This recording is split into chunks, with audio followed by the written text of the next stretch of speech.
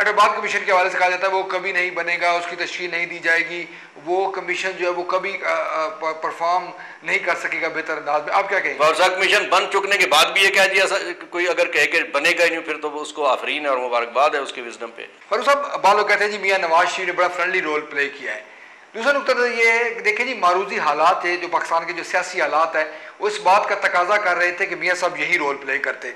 आप क्या इसका क्रेडिट जो है मारूजी हालात को देते हैं, मियाँ साहब को देते हैं, या मौजूदा हुकूमत की ये बेहतर अंदाज में अपने कार्ड्स खेले? मैं ये समझता हूँ जी कि पीपल्स पार्टी ने, मियाँ साहब ने अगर कोई फ्रेंडली अपोजिशन का रोल अदा किया तो इसका जवाब तो वो देंगे। मैं ये समझता हूँ कि पाकिस्तान पीपल्स पार्टी ने मियाँ साहब के साथ एक बड़ा बहुत अच्छा जमहूरी रवैया रवा रखा। देखिए ना, आप आसिफ अली जरदारी साहब से शुरू कीजिए और नीचे तक हमारे कारकुनान तक आइए। आज भी जितने मुकदमात जिनको पीपल्स पार्टी फेस कर रही है किसके दौर में बने थे जी? ये सारे मियाँ साहब के दौर में। सैफुर रहमान साहब ने, जब वो एहतसाबुर रहमान थे, वो उन्होंने बनाए थे। पीपल्स पार्टी ने उस सारे ऐसे माजी को जो कि तल्ख था भूलते हुए मियाँ साहब को साथ ले इलेक्शन से, वो बाइकाट उन्होंने किया होता, इलेक्शन लड़वाया। वो मुल्क से बाहर थे, उससे पहले मुल्क में वापस लाने के लिए हमने मदद की, उनको इलेक्शन लड़वाया। इलेक्शन लड़वाने के बाद उन्हें वफाकी हुकूमत में साथ उनकी मेहरबानी की वो शामिल हुए। और पंजाब में आपके इल्म में बाबर साहब के उस वक्त मुशर्रफ साहब की तरफ से पीपल्स पार्टी को ये खुली ऑफर थी कि हम जितनी पंजाब में सीटें मुशर्रफ साहब के लोगों की थी कि हम आपको देते हैं, आप नून लीग को हुकूमत ना बनने दें यहाँ। लेकिन आसिफ साहब ने ये, उस वक्त सदर पाकिस्तान ने ये कहा था कि हम किसी का हक जो उसका बनता है, चाहे वो एक वोट की अक्सरियत से जो जमात जिस सूबे में होगी, हम उसको हुकूमत बनाने का मौका देंगे। और इसी वजह से खैबर पख्तूनख्वा में ANP को मौका दिया गया और पंजाब में नून लीग को मौका दिया गया। मैं समझता हूँ कि नून लीग, उनका अपना सियासी प्रोग्राम है, उनका अपना एजेंडा, उनके अपने नारे हैं, उनका अपना लोगों के लिए जो उन्होंने ख्वाहिशात रखी हुई हैं और जो प्रोग्राम रखा हुआ है उस पर अमल करने का उनका पूरा हक है।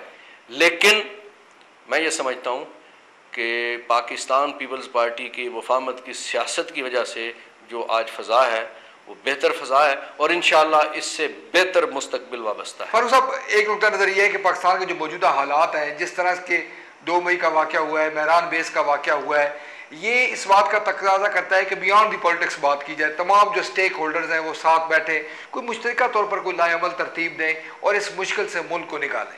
बाबर साहब, बात यह है कि सारे लोग तो तख्लीक कायनात वाला जो है और सब कुछ तख्लीक करने वाला अल्लाह, उस पर भी मुत्तफिक नहीं है। किसी सिस्टम पे 100% लोग मुत्तफिक नहीं होते।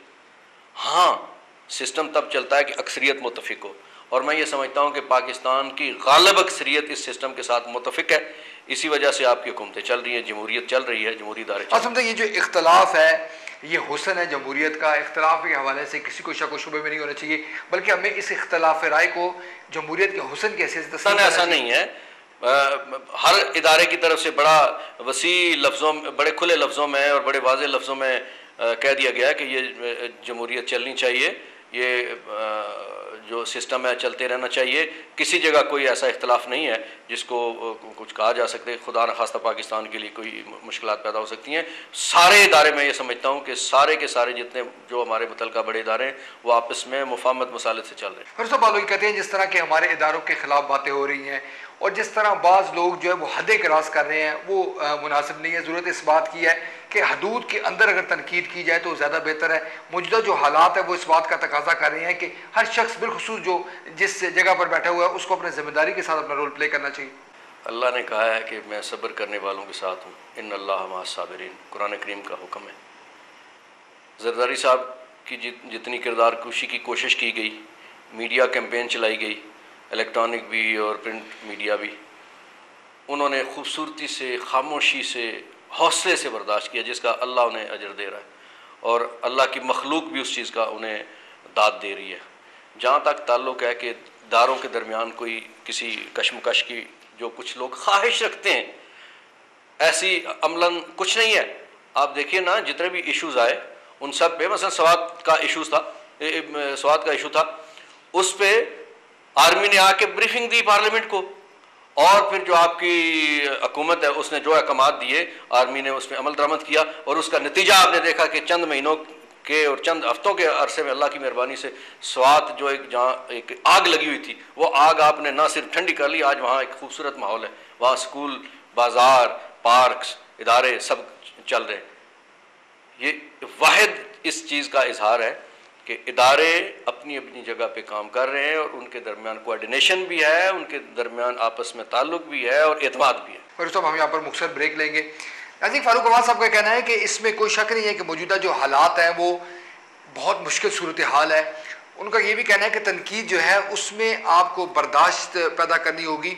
लोगों को ये चाहिए कि वो तनकीद करने के हवाले से जो अपनी हदूद हैं उनको सोचें। जो पाकिस्तान के जो हालात हैं, जो बैन अवी तौर पर जो पॉलिटिक्स चल रही है, बैन अवी जो ताकतों का जो एजेंडा है वो भी जहन में रखें और इख्तलाफ राय में उस हद तक ना जाए जिससे हमारे दुश्मन को फ़ायदा पहुँच सकता है। हमारे प्रोग्राम सिलसिला जारी है, हम यहाँ मुख्तसर ब्रेक लेते हैं, ब्रेक के बाद दोबारा हाजिर होंगे।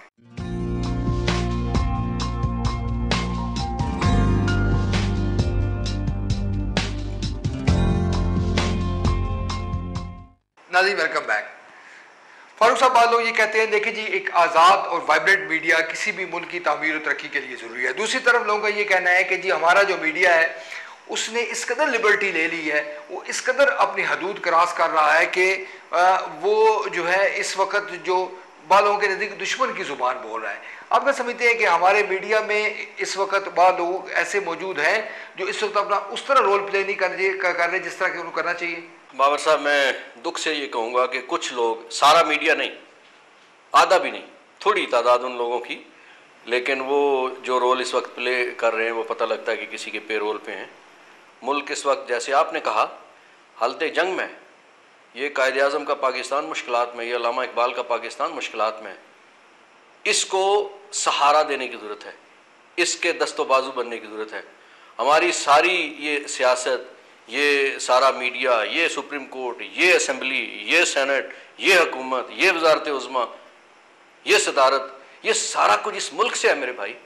हमें इसकी कदर करनी है, हमें इससे मोहब्बत करनी है, हमें इस पे जान निछावर करनी है। ऐसे हालात में कि जब यकीनन आपके दो कसूर हैं। पहला कसूर आपका ये है कि आप मुसलमान अक्सरियती मुल्क हैं और कलमा तुल्ला पे ये बना हुआ मुल्क है। लोगों ने 1947 में कबूल नहीं किया था।